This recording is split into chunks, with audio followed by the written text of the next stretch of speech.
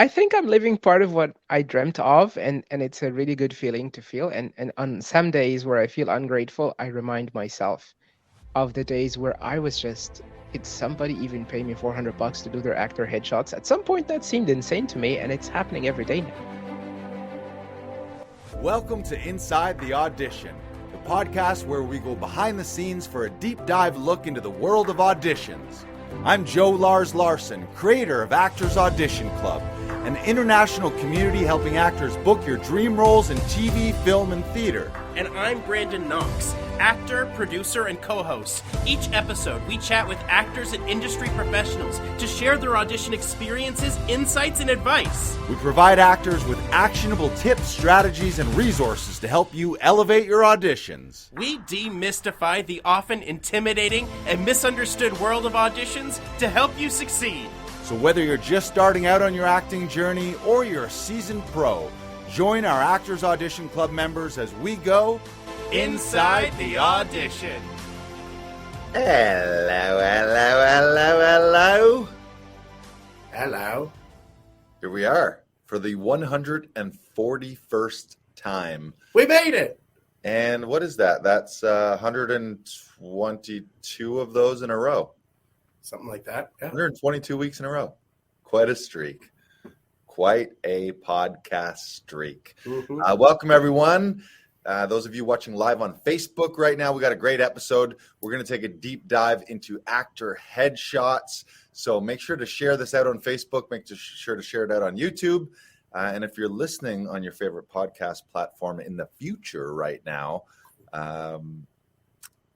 then smash that subscribe button. Do it. Yeah, you've already delayed enough. Smash that subscribe button now.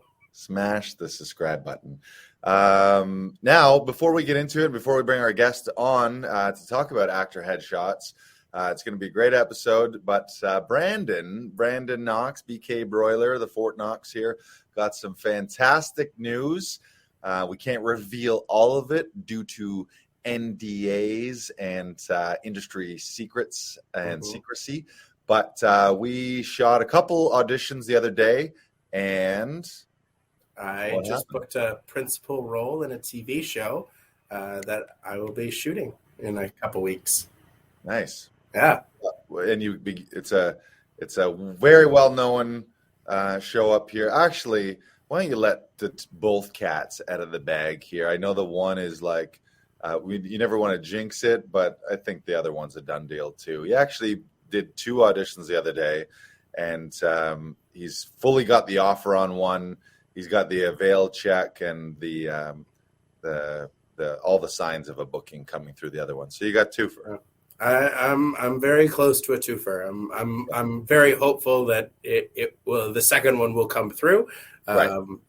But it seems like I impressed a couple people in the production team for the second one that I'm on hold for. Yeah. So amazing. Hopefully next week we'll have even more good news. 2 for 2. Yes. And I think one quick note, we won't get into it too much, but I think a big reason why you'll be considered for those is you've played the positive. You found some fun stuff in both of them. And they were scripts where maybe there was like negative, as Tom always tells us, the negative is always written, and our job to find the love and find the positive and find the funny, while staying in the world of the scene and the character and serving the purpose of the script. And I think you did a great job on both of those. Thank you. And you were well prepared, and we didn't overthink them. Like we worked them, we worked on them, and we found some moments, but then it was like, yep, that's good. Like we didn't agonize over it, or we weren't being perfectionists and being like, oh, everything's got to be perfect. You delivered what you wanted to do and submitted it, and it was a great job. So 2 for. Yeah. So watch for Brandon on 2 new TV shows in the future, and we can't reveal the name of them quite yet. No. We don't want to jinx it. All right. So today's episode, we've been doing some series on business and marketing. We've been introducing you to my business coach and mindset coach, James Wedmore, and a lot of his trainings, gearing up to the launch of his 3-part training experience, Rise of the Digital CEO. That's coming up June 1st. So to continue in that vein, we're going to do something a little different. We're usually talking to actors and casting professionals, but we are going to talk today to a headshot photographer, one of the best. He's beloved here in Toronto. So I think let's just bring him into the studio. Please welcome a big Inside the Audition welcome to Youssef Abdelmalek from YMA Photo. Welcome, Youssef.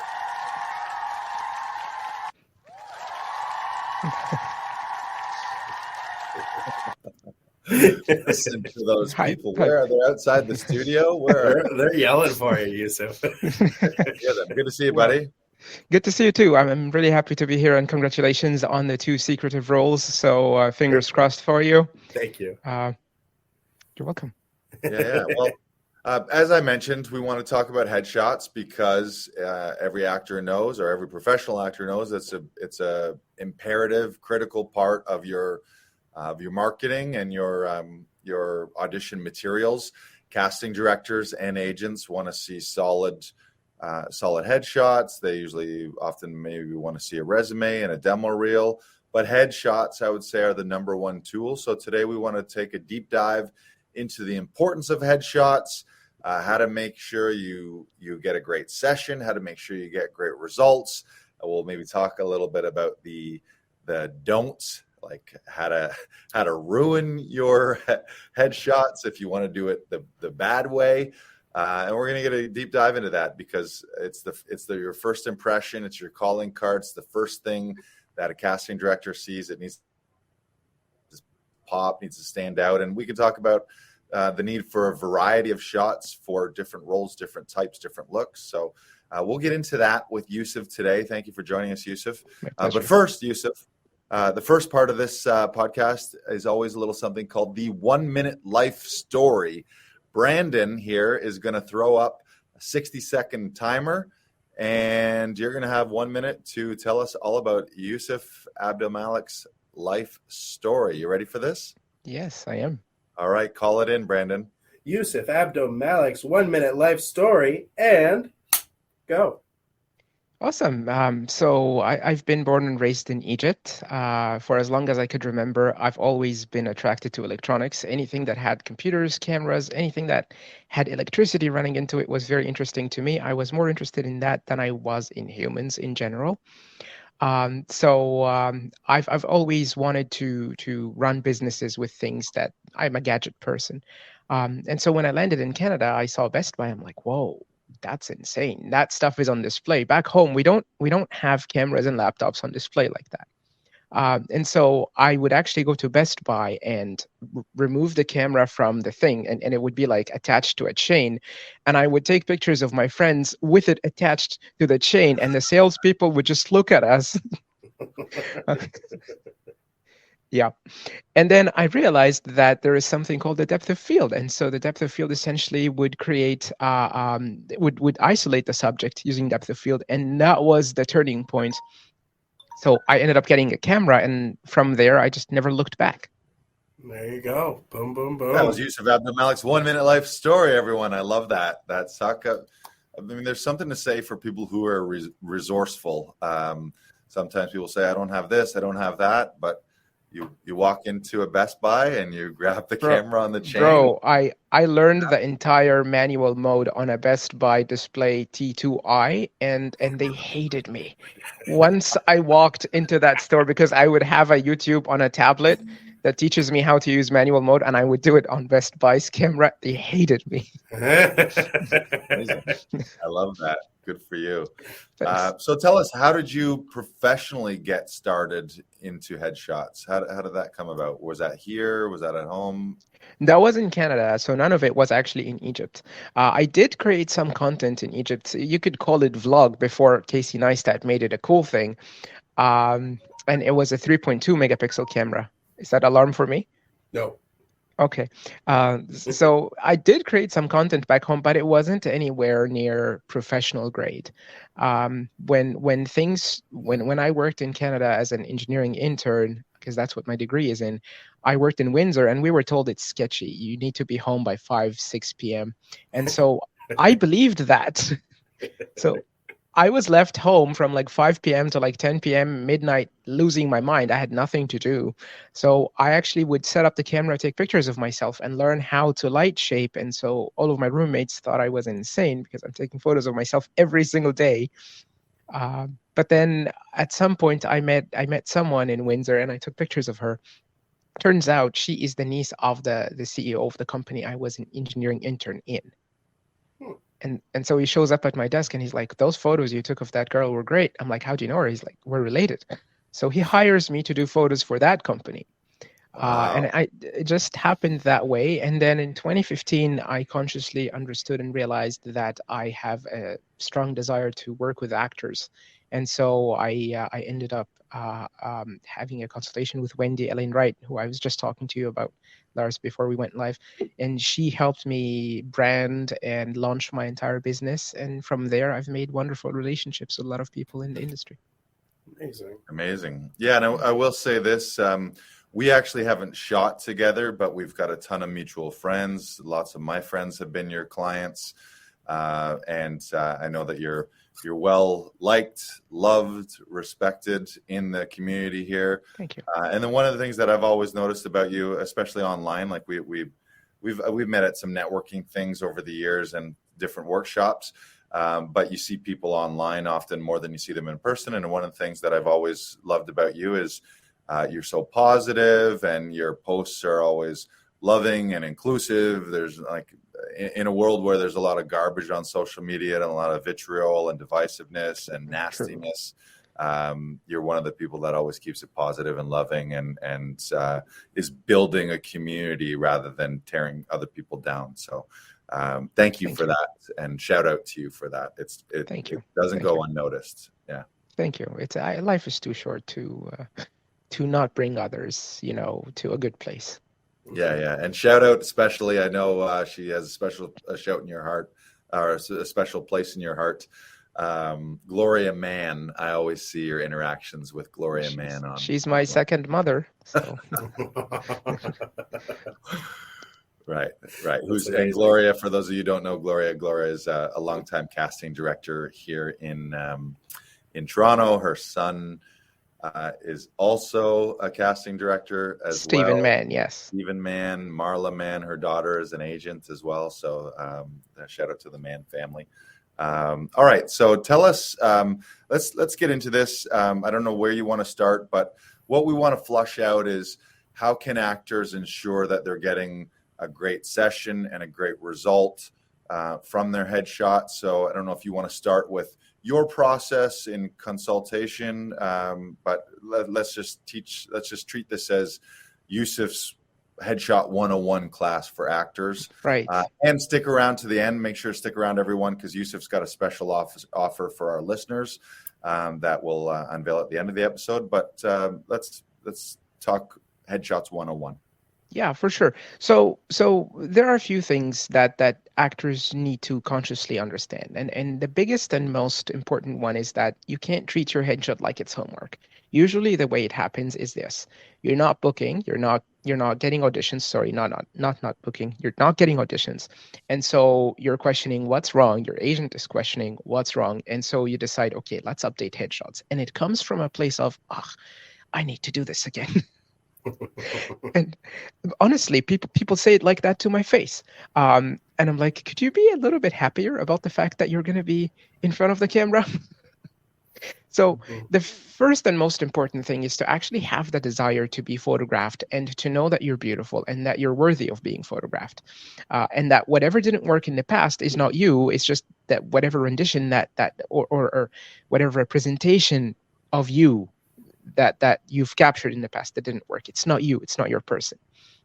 So don't treat it like it's homework, that it's something that needs to be done. It is homework, and it is something that you need to have done.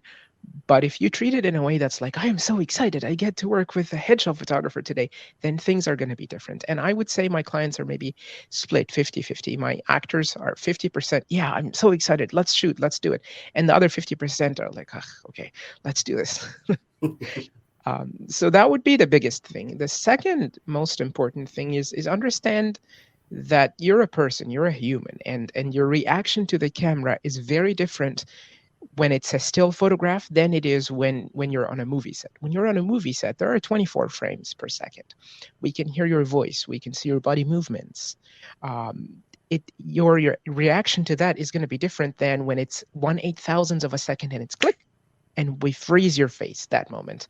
That will make you feel different than it will when you're on a movie set. And so getting to know your photographer and being able to communicate with them in a way that's vulnerable and honest is very important. That's why I would say 9 out of 10 people I work with, we do a Zoom consultation. And the 1 out of 10, I usually regret working with them. And Zoom consultations are very important for a simple reason. When we're friends, like I've known you guys for quite a while now, when we're Facebook friends, whatever. So if we were to shoot all of a sudden, it's okay. But if I don't know anything about you and you don't know anything about me, and the first time you hear my voice and you get a sense for my energy is right before I point that camera in your face, that's a recipe for disaster, because to you, I am a complete stranger who holds a tremendous amount of power over you, because it is powerful to photograph someone. It's very powerful. So when you do that Zoom thing, you get to know me a little bit and I get to know you a little bit. I get to gauge your sense of humor. How am I going to make you comfortable? How am I going to make you laugh?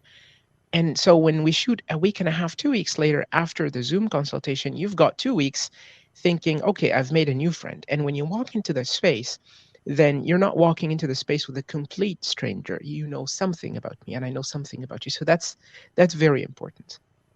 Number 3, I would say in the 101 headshot, like you can't mess this up, is you have to understand what you need to capture. What is the intention? You have to know, how are you going to be marketed? And so you have to have that conversation with your acting teacher, with your agent, if you have that luxury to have that conversation with casting, do it. Because if, let's say, I tend to be more on the happy, kind of bubbly side, you're not going to cross the street the other side at 2 a.m. to avoid me. I'm not scary, right? So if I throw on a leather jacket and I try to be like, I will never be able to do that. I can't pull that off. I am a happy dude. I am peaceful. I can't play like someone who's going to stab someone. You have to figure that out.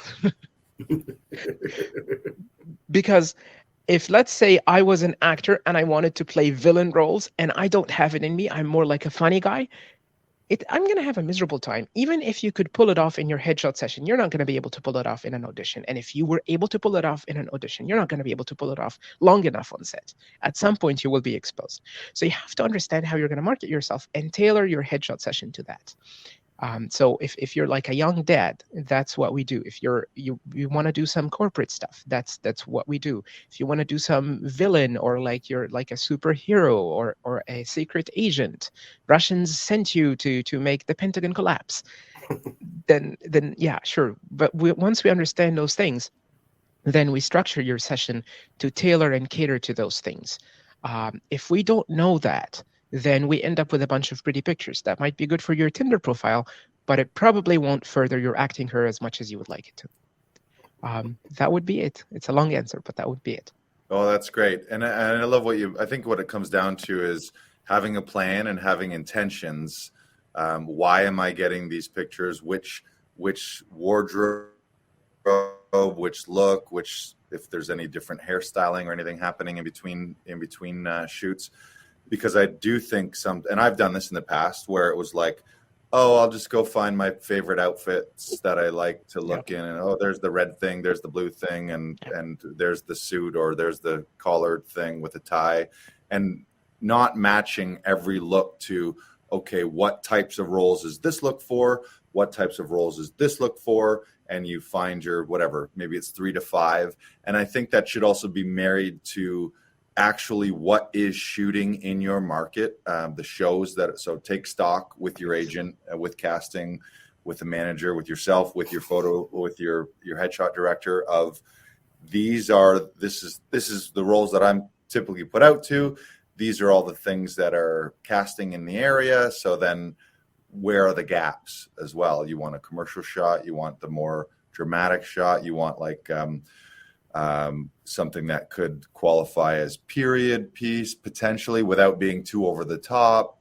Maybe something that's more like post-apocalyptic, rough around the edges, jean jacket, something in black, like shows like Walking Dead or those kind of shows, like something more gritty. Like find all those different nuanced looks that these are the different looks that then, because then your agent can custom submit instead of just your generic smiley commercial photograph being submitted for something that's dark or gritty.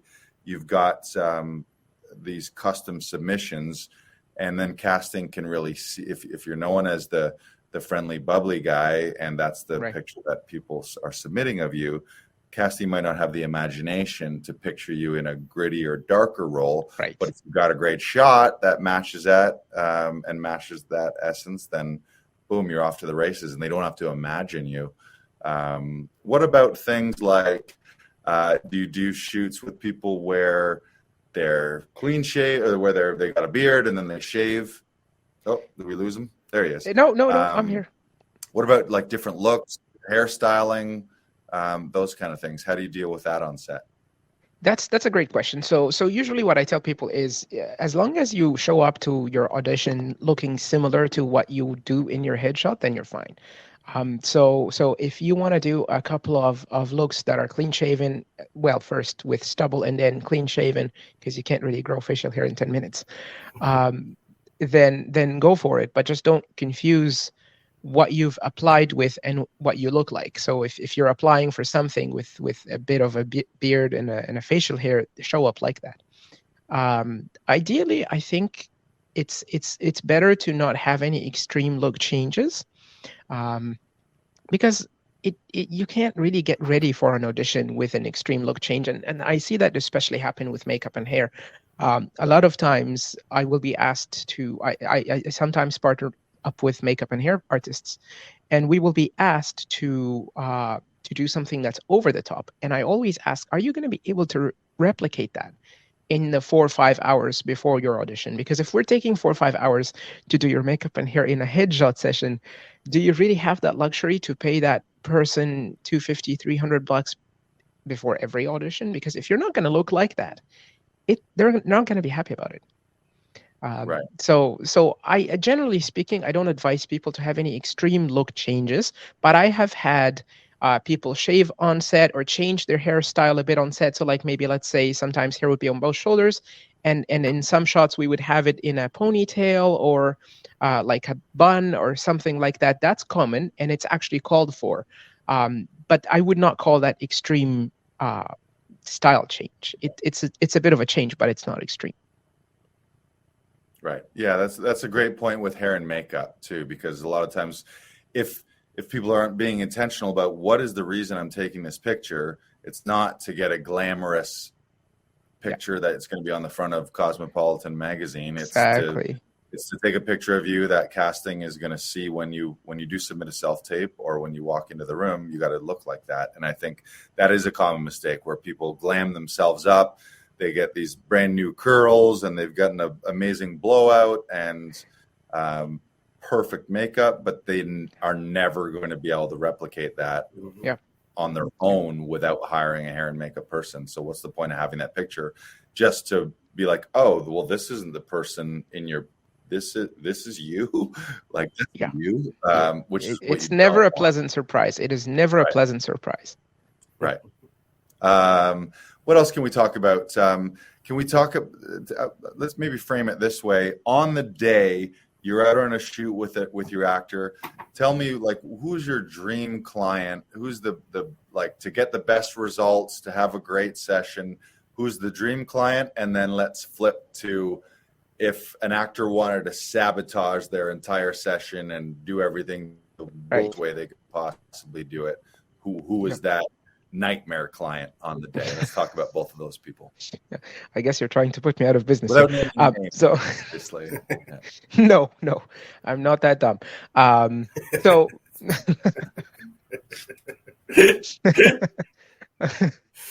So dream client. I've been fortunate to have quite a few of those, actually. The common thing between them is that they reach out, they say, okay, let's book a consultation. I say, I love the sound of that. Let's do that. In the consultation, they're prepared. I tell them what my process looks like, and they listen, and they actively listen. They're not just nodding their heads.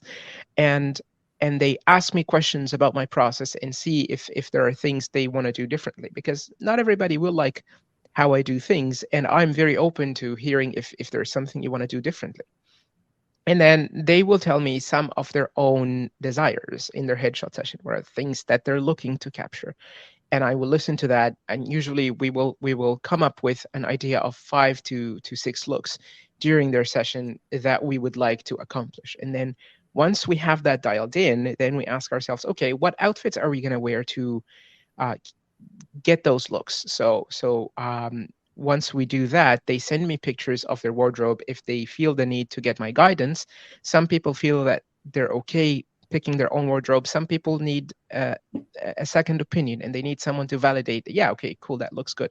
And then once I get that, I will email them with feedback saying, okay, this is enough to cover what we've agreed on, or no, let's shop a little bit more for these, and let's omit the following outfits from your wardrobe selection.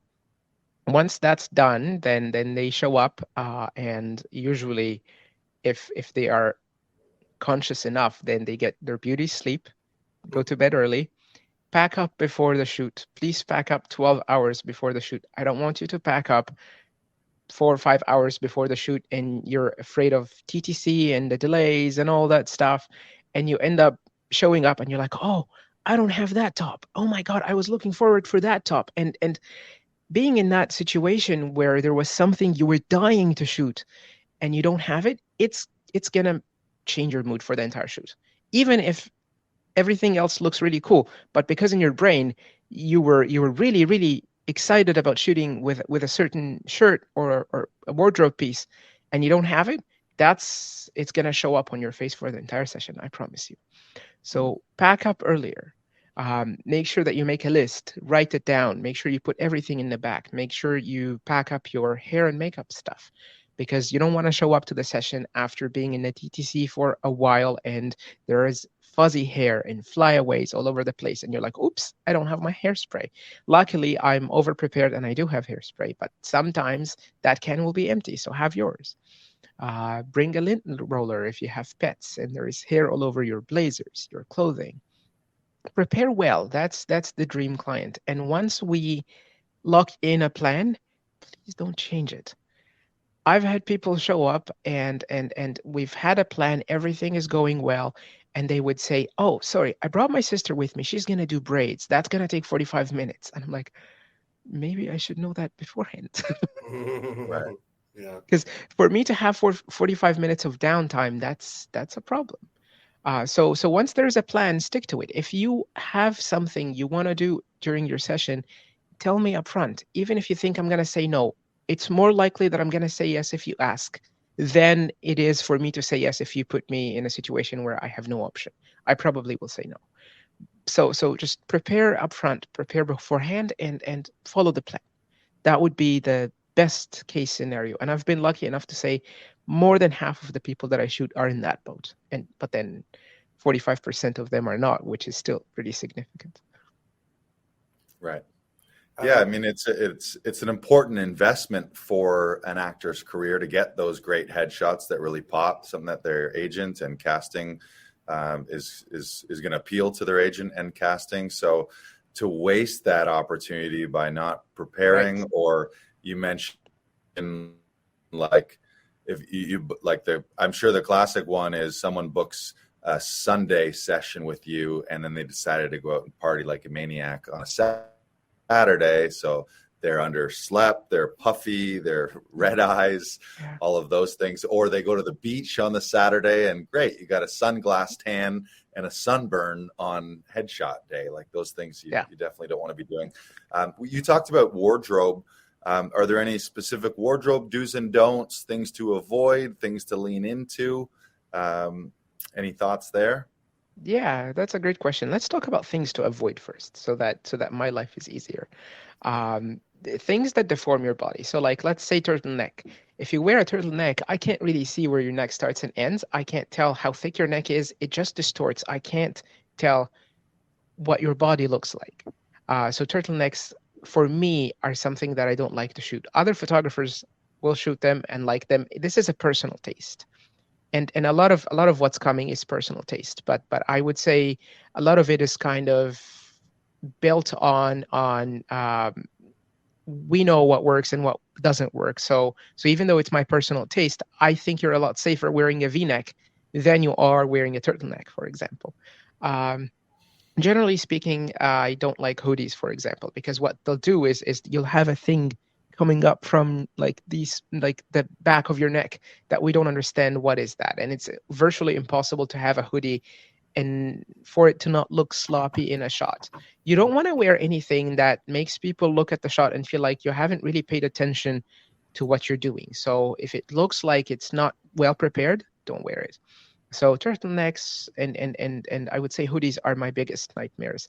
Other than that, things that have significant patterns on them or logos. So like there are shirts that are overtaken from like the chest to the belly button with the big logo. That's probably not a good idea. Some people will show up with stuff like that and it will be like one of their major looks and I'll have to Photoshop that logo out.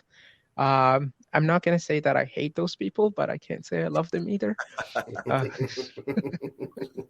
like every brush stroke with the clone stamp trying to remove that logo, I love you a little bit less.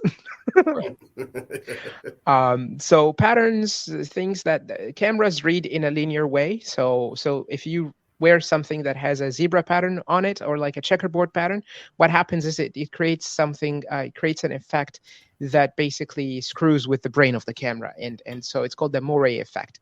It is a lot more pronounced on moving pictures. So on actual movies and film and TV, then you'll see it and you'll feel dizzy actually if you look at it. But on still photographs, it still looks very distracting.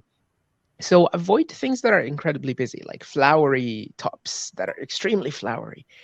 I would say that's probably not a good idea. With wardrobe and makeup and hair and the whole shebang, really what you're looking for is there are things that are there to package you, but the actual product is your face, is your head. So what can you produce in terms of emotion?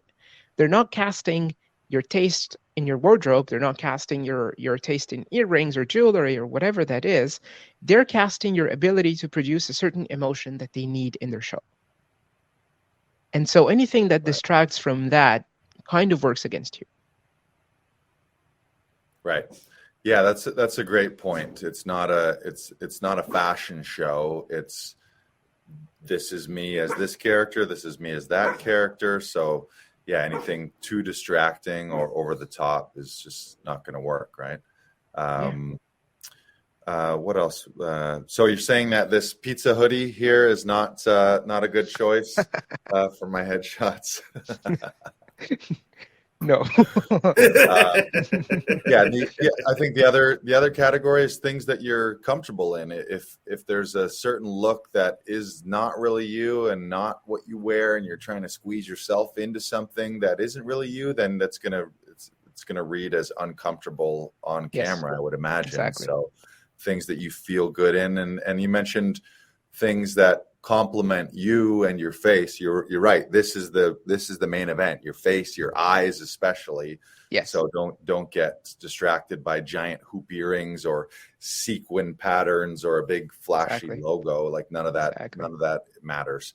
And they have a wardrobe department. So really, they're casting your head and your eyes mainly in TV and film, at least, and then they'll dress up the meat suit with whatever clothes the wardrobe department has for you.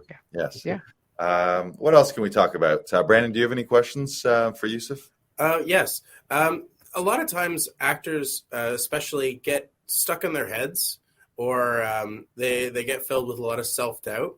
Is there anything that you do to make sure that the actor gets out of their head and quiets that self-doubt so that way they're able to get the best shots possible? That's actually a beautiful question. Yes, it's very easy to get self-conscious, and especially in this industry, because the whole thing revolves around you as a person. Like if you're a car salesperson and you're doing dismally, your numbers are garbage, you don't go home thinking you're worthless. But in this business, you might be tempted to think that your self-worth is attached to your ability to book stuff or to do well in a headshot session. And same goes for me, honestly. When I have a month where I'm not doing as well as other months, my self-confidence does take a hit. And so what you need to do is you need to detach from that, and you need to understand that you're not that person at this specific snippet of time. You're a person over a very long period of time. There were versions of Youssef that are dead, and there will be versions of me that will come in the future, and we're not all the same person. We're changing. And so you have to understand that whatever it is that you're feeling, first of all, people don't feel about you the same way you feel about yourself. Some people are going to love you, some people are going to hate you.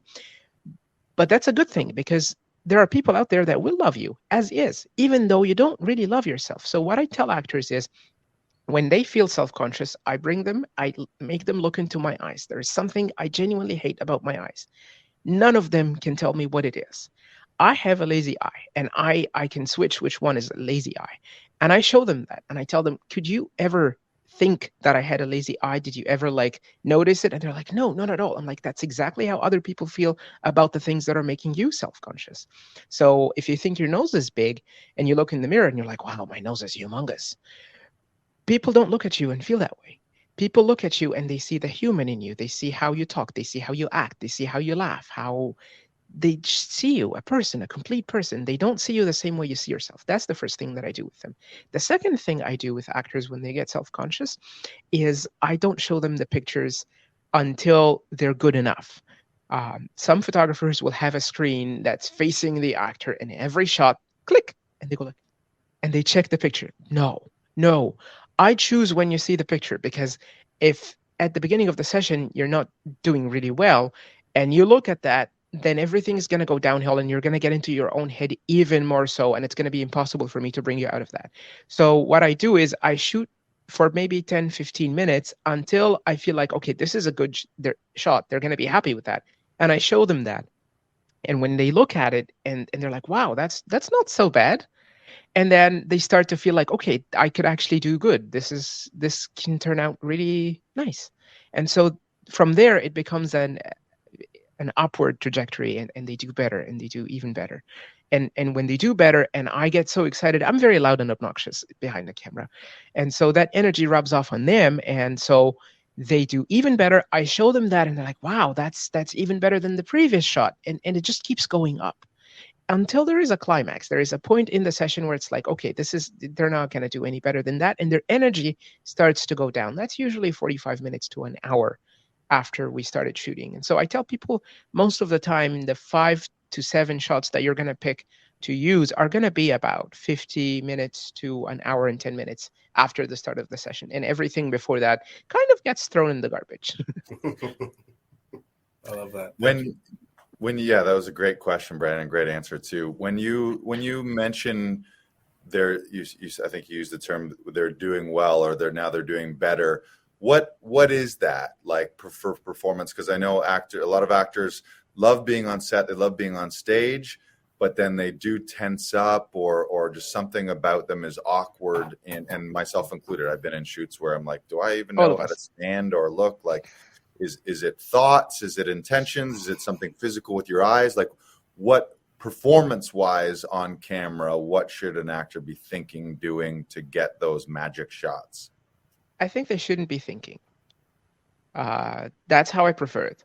So one example of that is their arm position, for example. When people are thinking about their arms, they're going to do this, and they're going to put their arms around their waist or their bum. And I call that the feel my bum pose. And so when I notice that they're moving their arms in a way that is conscious, they understand what they're doing with their arms, I tell them, okay, no. You're going to do this with your arms. And I coach them on what they do with their arms. But if they're not moving their arms in a way that I feel is making them feel self-conscious, and they're just going with the flow and they're there, I leave them be there. I don't tell them anything, because I don't want to draw attention to the fact that your arms could make you look better or worse, or heavier or lighter, right? Because your arms can make a big difference. So if they're doing well, I don't tend to mess with them. If it works, don't touch it. I tend to only step in and coach people on how to pose if they aren't doing well. And so sometimes when it comes to smiling and comfort, that really comes from me, because if I am bubbly and happy and jumpy, that rubs off on them. Some people, I would say 5%, they don't like it when the photographer is too happy. They're like, okay, I'm already like, don't be like that. And if that's the case, I'll tone my energy down. But 95% of the people, my energy really rubs off on them. And so instead of me telling them smile, because if you tell someone smile when you're photographing them, you're going to get this. We don't want that. This is not what we're looking for. We're looking for a genuine, natural smile. And so you have to do things that, as a photographer, you have to do things that will make them smile without asking them. I call it the S word. If you're out there and you're a photographer, never ask people to smile. It never works. So energy-wise, I control my own energy. That rubs off on them and in turn controls their own energy. In terms of body positioning, if they're doing well on their own, I leave them be. If they're not, then I use my own body to coach them. I tell them, okay, this is what you're going to do. You're going to turn that shoulder that way. And I use my own body and I use my own face and neck. If I want somebody like the neck posture and the shoulders, I don't like what they're looking like, I'm going to be like, okay, use your neck, push your forehead outside. And I'm going to push my own forehead outside. I usually suffer pain because I use my body a lot. So I would say the most important thing is to actually not think actively about things. The more things you think about actively, the more you're going to panic. And so if it's happening naturally, just let it happen naturally. Don't mess with it. If it's not happening naturally, I hope you're working with a photographer who can help you fix things. Interesting. Yeah. And for me in my sessions that I've had is a lot of it is trusting, like choose your photography, choose the photographer well, do that consultation, get some chemistry and some comfort level, and then trust that they're professionals, because I've been in several, and I think everyone can attest to this. There's some angles with your neck and shoulders and things that you're doing where you're like, this is the most unnatural. I've never been in this position naturally. And then it looks amazing. And these little on camera, subtle, exactly. Little subtle, like something to bring out your jawline or whatever it may be. But if you don't trust your photographer, you've just paid this person an investment in your career, and then you're just not going to listen to them and do your own thing. That doesn't make any sense either. So it's releasing some of the control and just trust. I've hired a professional.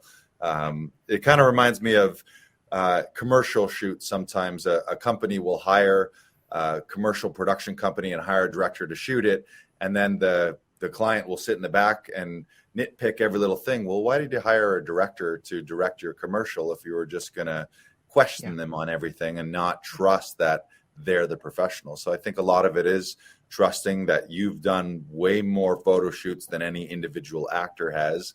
You know what gets results, you know what good shots are, and just releasing some of that control and just trusting that, hey, if I listen to this pro, his job is to bring out the best in me, and then I can relax, and we're going to get great stuff. Yeah.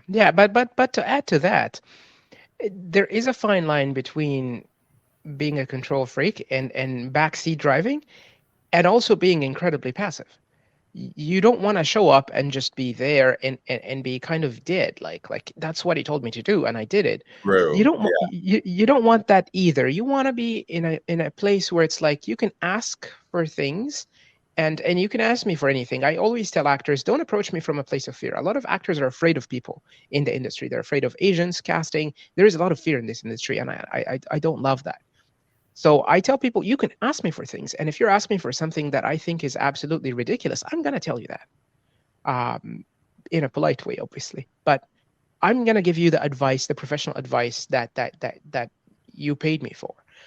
So there is a fine line between backseat driving and between being completely passive. That's also toxic, because what could happen is you could be completely passive in a headshot session. That will be easier for me for sure in the short term.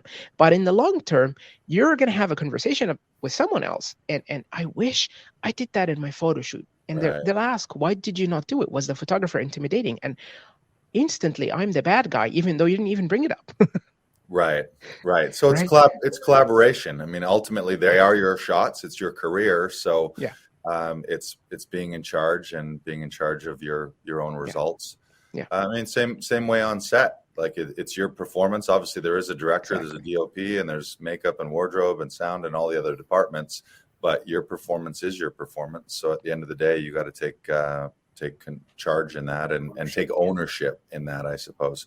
Yeah, you're right. The flip side, to just sit back and then and then a week later when you send them all the shots, they're like, oh, I don't like any of these, and it's actually an hour later in my case. Oh, there you go. He's even better. Hear that, everyone? An hour later. Wow. That's how So quick I shoot tethered, and I'm really lazy. I don't like to do work that I don't need to do. So what I do is I tether my camera to a computer so that I don't have to import after the session. After the session, everything is already imported. So it's just an email to fire up. Oh, nice. Amazing. Yeah.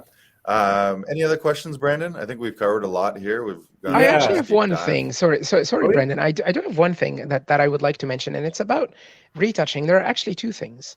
The first is, I know that sometimes it's difficult to choose, and that, you know, you could be faced with like, I don't know, 250, 300 images, depending on your photographer, and it's difficult to narrow it down to 3. But if you take 6 months, what happens in my case is that I allocate time. So if I'm shooting, let's say Lars, then I know I'm going to shoot you on a Monday. I'm going to allocate 4 or 5 hours for your retouching for the following weeks, and I'll book that time for maybe 2-3 weeks. And if you take 6 months, then what ends up happening is I'm shooting other people, and all of a sudden you're surprising me with that email that's like, hey, let's get those retouched. And I'm like, whoa, that was from 2019.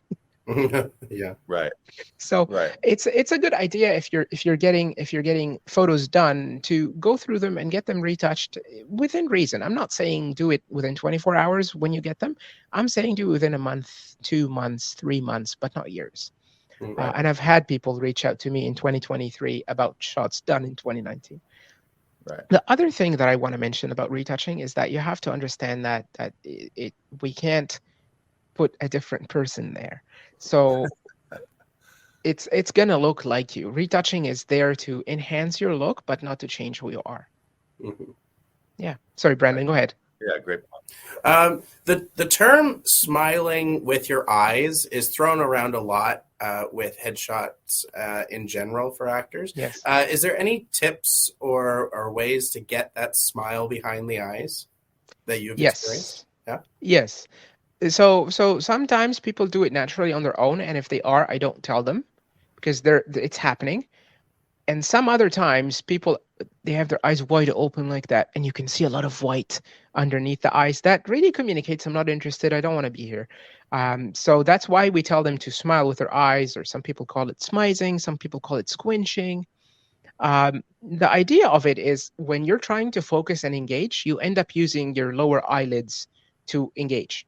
You end up like tensing up those muscles. When you're trying to read something that's far, you end up tensing those muscles. When you're trying to listen to someone, you end up tensing those muscles. And I would like everybody to notice that in other people's interactions with them. When there is a moment that they decide they're listening to you actively, look at their lower eyelids. They will engage and they will tense up a little bit. But to be clear, we're not squinting. People sometimes can take it too far, and it's like that. That's not what we're saying. We're just saying we're going to throw in a little bit of engagement in your lower eyelids, because that communicates, I'm interested, I'm here. It communicates a bit of intensity, a little bit of, I would say, it gives it a bit more oomph. You're not just there. You're not a deer in the headlights. You're just a little bit, engaged. Love that. Thank you. Beautiful. Yeah. Love it. Tell us, Youssef, what are your future plans and aspirations? What's your dream career, dream project? What's next? What's on the go? I'm not that deep, man.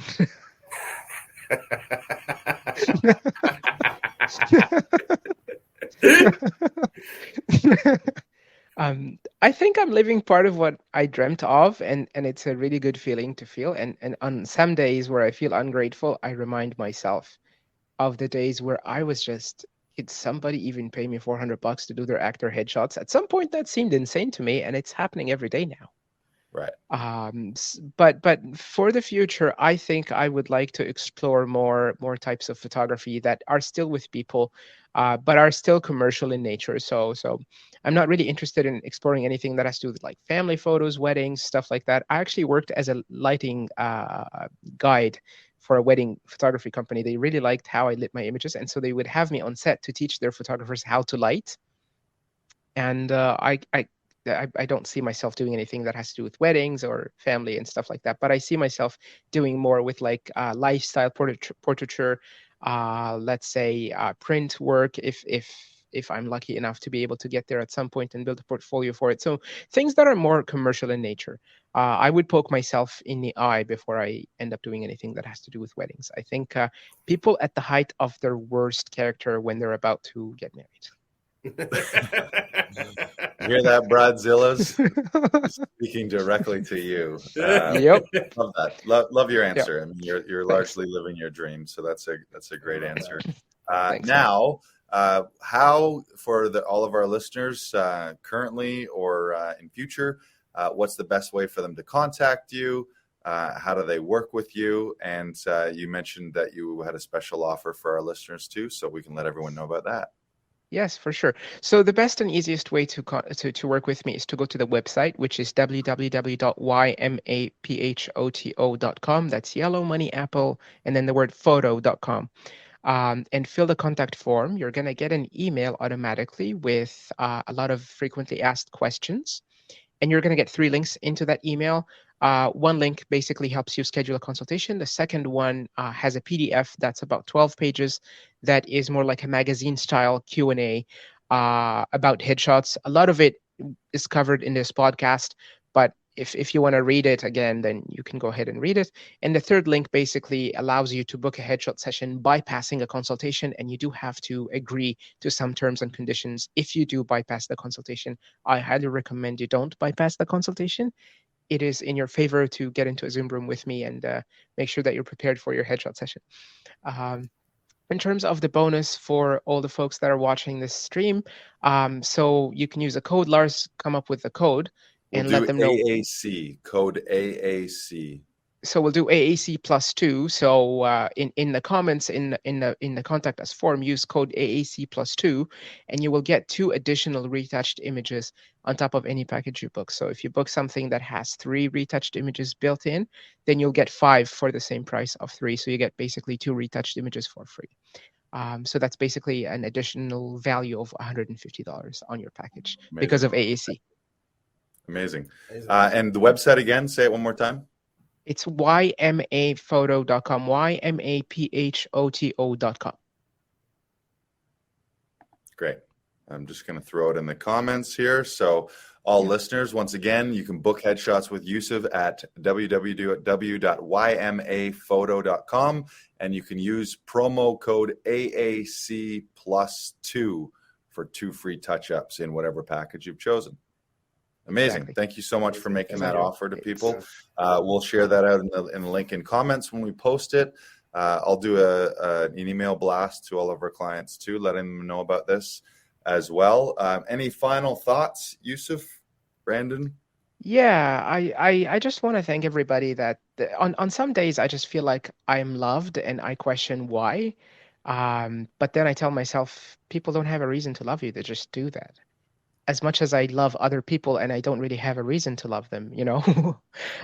So love is a thing that it's not logical. You don't need a reason to love someone. You just fall in love with people. And I feel so blessed that I'm as loved as I am. And I just want to give a shout out to a few people in the industry. I wouldn't be where I am unless I had them in my life. And like you said in the beginning of the podcast, Gloria Mann would be the star of that list. She is my second mother, and she's the only person that can wake me up before 10 a.m. on Sunday because I am not a morning person, but this is how much I love her. So my biological mother always tells me she competes with God. You don't even go to church, but you will wake up at 10 a.m. to speak to Gloria. So it's a bit blasphemous, but I wouldn't be where I am if it weren't for her help and support and guidance. Same goes for Marla Mann. They are family. Some people call me the 4th man. I'm honored to be the 4th man, and I genuinely appreciate everybody that I've made contact with in this industry and I've become friends with. I think this is what makes this a very emotionally rewarding career. It's not necessarily the business side of things, it's the relationship side of things. Like everybody knows, it's a very small circle. We all know each other, and so be kind to other people and love them without reason. And so I try to love people without reason, and I appreciate that I'm loved without reason. And on any day anybody feels not worthy of love, I just want you to know that there is somebody out there that actually really loves you, and that I hope they reach out to you and tell you that. I love that. Loving the love with Youssef here. That's great. Thank you for sharing that. All right. Well, thanks so much for hopping on, Youssef. Again, reminder, everyone, you can use that code AAC+2 at ymaphoto.com. And Youssef's going to give you 2 free touch-up in addition to your regular package. So make sure to book with him. 'Tis the season. The weather's getting nice out there, and summer productions are going to be ramping up here in Toronto. So make sure to go see Youssef, and he'll take great care of you. All right. Thanks, buddy. We'll Thanks, see you man. soon. Thank you. I know you're a big sushi lover, so one of these days we'll have to grab sushi. And for the actors, if you want to bribe Youssef out there, bring him some sushi on the day. I'm very weak when it comes to sushi. That's true. All right. Love you, buddy. Thanks for Awesome. hopping on. Love you too, brother. Thank you so much, guys. See you guys. Okay. Thanks. Bye-bye. Bye. Bye. Amazing. Great Oh my episode. Thank you, Youssef. Once more, flash that code up on there, Brandon. Mhm. So once again, you grab headshots with Youssef, go to ymaphoto.com, and promo code AAC+2 is going to get you those 2 free touch-ups on top of your package that you've chosen with him. Great episode. We also, in continuing our talk about business here, there's a huge event coming up. James Wedmore is running what a lot of people call the best free training in the industry when it comes to online business, online marketing, digital businesses. It's called The Rise of the Digital CEO. Brandon, do you have that link to drop in the comments? So Yes, I do. I'll be sending some emails out. So this is a lot of people sometimes you're like, well, why does this apply to me? Well, if you're an actor, you're a comedian, you're an independent contractor, you're a freelancer, you are the CEO of your own business, which means if you're not acting like a CEO, your business doesn't have a CEO. And no business is going to do too well if a CEO role isn't being filled. So this free training is incredible. A lot of people will say that his 3 training sessions are more valuable than anything that they've ever paid for, including trainings and workshops that are thousands and thousands of dollars. So highly recommended. I joined James's formal program, Business by Design, back in June 2021. But one of the great things is you're a lifetime member. So every year I return to this Rise of the Digital CEO training, and it allows me to go through all aspects of my acting business, my comedy business, Laughing Vikings, Actors Audition Club, and I'll go through all phases and pieces of that with James. And every year he makes this training incredible. It's super inspirational and motivational, but also very tactical. You'll come away from those 3 days with ideas and knowledge and things that you can immediately put in place in your own careers, whether you're an actor or a comedian. Or maybe you're someone who's neither of those and you just want to start a side hustle. It's also a great opportunity to get some fantastic coaching. So go to that 3-part training experience. It's Rise of the Digital CEO. We'll put the link in the comments, in the episode comments, and we'll put them in the comments of the live feed here as well. I know that's a big, long, fat link right there. So you can cut and paste that, or you go to our link in bio. That's a great spot for it. If you go to Actors Audition Club on Facebook or on Instagram, you'll see our link in bio, and there's that actual button that you can register. It's free, 3 parts, and it's incredible. You'll love it. I'll be there too. We might even do from the studio here. I might block off some time and just have the live broadcast here. So if anyone wants to join us here in studio and have a nice little group digital CEO training, we can do that as well. But that starts June 1st is the first part of that. So make sure that you get registered before June 1st. It's going to be incredible. So can't wait for it. It's going to be awesome. Also, we should let people know, reminder that Comedy Alley's opening is this Saturday, May 27th. We got Stephanie Neal, Bob Rubin, Jeremy Dobsky, and myself. That's 8 p.m. You go to laughingvikings.com/Comedy Alley, grab tickets. They're going to go like hotcakes. So join us for the opening. There's going to be shows every Friday and Saturday after that. And reminder that Bracebridge Hall, we're coming for you. Myself and Bob Rubin, we're going to be there this Friday, May 26th, 8 p.m. You can grab tickets at bbhall.ca. Bob Rubin, legendary stand-up comedian, is going to be in Bracebridge headlining the show. I'll be there, of course, opening and hosting the show. But grab tickets at bbhall.ca. We've got a big weekend coming up here, a comedy. So thank you for tuning in. This has been episode 141. I think Brandon and I are going to hit the old hoop court and shoot a little b-ball here. And then I've got a session here at the studio with Actors Audition Club member Adam Langton's going to be popping in. So shout out to Adam Langton. We'll see you in a few hours. But thank you for tuning in. Share this out. Make sure you subscribe. Hit up Youssef for those headshots, and we'll see you in Comedy Alley or at Bracebridge Hall soon. Bye. Have a good week, everybody. Bye-bye. Bye-bye.